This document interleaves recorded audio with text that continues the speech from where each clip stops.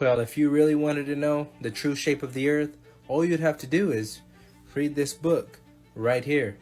But for most of the people that aren't going to, I'm going to read a couple of pages for you. The first flight was to Australia for the Gold Cup. 2 South American teams were invited for this tournament. Argentina and Brazil flew to Australia in celebration of the 200th anniversary of Captain Arthur Phillip. But on the globe should have just flew over the Pacific Ocean on the globe.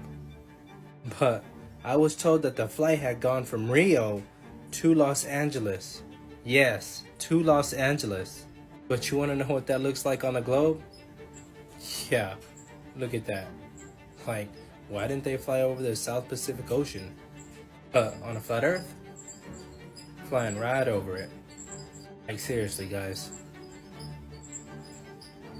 Alright, our second flight, China Airlines Flight 008. So a Taiwanese woman lied about her pregnancy and how far along she was. She was 36 weeks pregnant, and you're not allowed to fly over 32 weeks, and she told them that she was 30 weeks into her pregnancy. They had to land the plane as quickly as possible because she was literally giving birth mid-flight. Now this flight should have just flown over the North Pacific Ocean to Los Angeles, but they stopped all the way up in Alaska. But here are the timestamps if you want to pause and read. So here's the flight. Like, they stopped all the way up in Alaska. Like, we supposedly live on this. Hawaii is just right there. But on a flat Earth, flying right over it. Okay, so you guys will not believe what this video is about to show you. So this guy is exhaling in Antarctica. This is what your breath looks like when you're in Antarctica. Well, interestingly, in 2024, a group of influencers went to Antarctica to disprove flat Earth, okay? And so listen to what they did. This guy is live streaming, and someone in the chat said to him, why can we not see your breath if you're in Antarctica? And he goes, well, it's just like warmer, it's not as humid, it's dry today, like this. And he had this explanation. Then he proceeds to, off camera, go and get his gloves. Okay, so he went and got his gloves, but there's a second camera rolling, a second stream going. And you can see him clearly kneel down and put his hand to his mouth, looks like he's puffing a vape, comes up into frame, and exhales a little measly breath, like, here's my breath. And it was only on the first exhale. He keeps talking, you don't see his breath again, but he comes up to this camera and he goes, here you go, whatever he says, and he exhales, and you see a little puff of smoke come out of his freaking mouth. So many people are wondering if Antarctica is this big continent that you can't really go to, you're not allowed except sometimes with a little bit of a permit, or if it's a gigantic ice wall, and we've been completely lied to about the nature of our reality and what we're even on, which is an exciting thought, I will say. I'm gonna bring you guys down the network of rabbit holes that led me to believe that the Earth is flat. I'm not gonna convince you that the Earth is flat. That's not the point of this video. I want you guys to go and do your own research. The stuff that I found is all publicly available information, and it's actually kind of crazy how I got to this place. In the beginning of this whole story, I was not a Christian. All starts when I started obsessing over true crime. Looked all of it up, the serial killers. I don't understand why people just want to murder people. Eventually, I got led to Jeffrey Epstein. If you don't know about Jeffrey Epstein, please go look it up. Briefly, Jeffrey Epstein is a billionaire financier who was essentially running an underground elite sex trafficking ring that included a lot of minors. Why in the world, first of all, is he doing this? But secondly, why do other wealthy people want to do that? So that led me down other rabbit holes, kind of searching up all these other sex trafficking rings, which led me to Diddy, and that whole scandal was going on during this time. Diddy, involved in the music industry, and many other people in the music industry were also involved in these crazy sex trafficking rings, which included a lot of parties where there were minors. Again, I'm like, what is up with these rich people wanting to do crazy stuff to kids? And eventually that led me to a point to find out that there's like demonic activity going on in the music industry. Like, there's people who've left who said that they were like summoning demons to get their music to go to the highest level. So I thought that was strange, but like a lot of people were saying this, so I started looking into it. This is when my dad suddenly got sick, told me I could have a relationship with God by praying. That actually led me to end up praying and believing in God eventually, because I was looking up all this demonic stuff and I'm like, if demons are real, God has to be real. And then after that, I was like, okay, so what is up with all this sex trafficking? What is up with all the kids and like the weird stuff they're doing? It turns out the Jeffrey Epstein crowd kind of interconnects with the music industry crowd. They all do these weird satanic rituals, abusing children, sex magic, orgies. All this stuff is fueling the demonic realm, and they all know this, and they all do it, and they're all wealthy. They're doing honeypot operations where they find out your kink and then they catch you on camera doing something that you don't want the public to know, and then that's how they blackmail you. They're getting all these politicians involved. Politicians are in the government funds the school system. So how messed up is the school system? That's when I started going down the rabbit hole about the globe and about NASA. I found out that NASA was founded by Nazi scientists. Yeah. Someone in my other video said, you guys are so arrogant, NASA's not the only one. There's so many other space agencies. So I went and looked that up. There were 12 original signers of the Antarctic Treaty. The same 12 people who signed that treaty also developed space agencies like immediately after. So you had NASA, you had ESA, you had the Chinese one. I forget who else was all involved. You can look it up. It's all publicly available information. So they all signed the Antarctic Treaty, and then immediately after they developed space agencies, NASA being one of the biggest ones, and same with the European one. And then afterwards, there were other countries that joined the Antarctic Treaty, and immediately after they joined, or as they were joining, they also formed space agencies. But there was an outer space treaty signed by the exact same people, and now all like 68 countries, however many countries, signed the Antarctic Treaty, also signed the outer space treaty. They are very similar. So there's all these space agencies doing independent research, right? Nope, there's not. There's like 5 of them that basically fund all of the other ones, and the 5 that are in charge, that are like funding the rest of them, they are all funded by their own governments. Their governments who are in cahoots with all these sex trafficking crazy maniacs that are doing demonic stuff. Devil's MO is to deceive us, right? What better way to deceive us than to deceive the whole world about where we live and the shape of the world? Let me tell you something. The earth is flat. Yeah, I said it. Go outside, look straight ahead, level as a dinner plate. No curve, no spin, just the biggest pancake you ever lived on. So if they're able to use telescopes to zoom into other galaxies that are millions or billions of light years away, why can't they zoom into the moon and show us the flag? Just show us it's there. Prove it. They say there's a flag or several flags that are on the moon. How come they can't show us the flag? Zoom in on it and show us. They have images of galaxies, whole galaxies that are light years away. The moon's only supposedly like 230,000 miles away. So why can't they prove it to us? The more I looked for actual, credible, solid scientific evidence of the claims that were being made about space travel, about the moon landings, about the ISS, the more I found it wanting and found no actual credible evidence. Then it comes to distance observations, and there's just so many problems with the heliocentric model. And people think it's the stupidest thing ever to question it, but they've never actually done that themselves with any kind of intellectual honesty. And maybe they have no training in logic. I studied logic in school. I understood about logical fallacies and how you can fool people with arguments that don't have any weight. So here I am 10 years later, globe skeptic. I don't believe we're on a pizza floating in space. I think it's far more complex than that. I've said it before and I'll say it again. Water falls, it doesn't conform and stick to the exterior of spinning balls. And studying the miracle of water is going to bring you closer to the truth of this reality and what it actually is. Because basically, everything is water. Even the air that you breathe in is water. And the air that you breathe out is going to have water in it. The body is basically like an exhaust system. It's like a machine, like an engine. And as I've said, the physics of water tell us that it's always going to seek to find and maintain its own level. It must need a container. So our reality must be contained. We must have barriers. There must be some sort of ice wall that keeps all this water in and allows us to live in this reality. This is the moon. You can see that when you use the right filtering, you can see the rays that are coming from the moon going straight down at that angle. You can see it again right here. I don't like showing this because it makes the moon look like a hologram, but it is what it is. You can see them going this way. This is with the moon. This is with my Nikon P900. I have to ask y'all, so my family was having a heated discussion last night about if the world is flat or not. I need to get y'all's take on it. What do y'all think? Because the one thing that really convinces me is the flight patterns or flight routes and everything on a flat earth versus a globe. So let me know what y'all think. You want to know why the earth is flat? Here's how I know. Have you literally ever looked outside the window of a plane? Literally, it's that simple.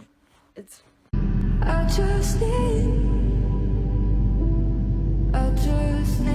you now. I just need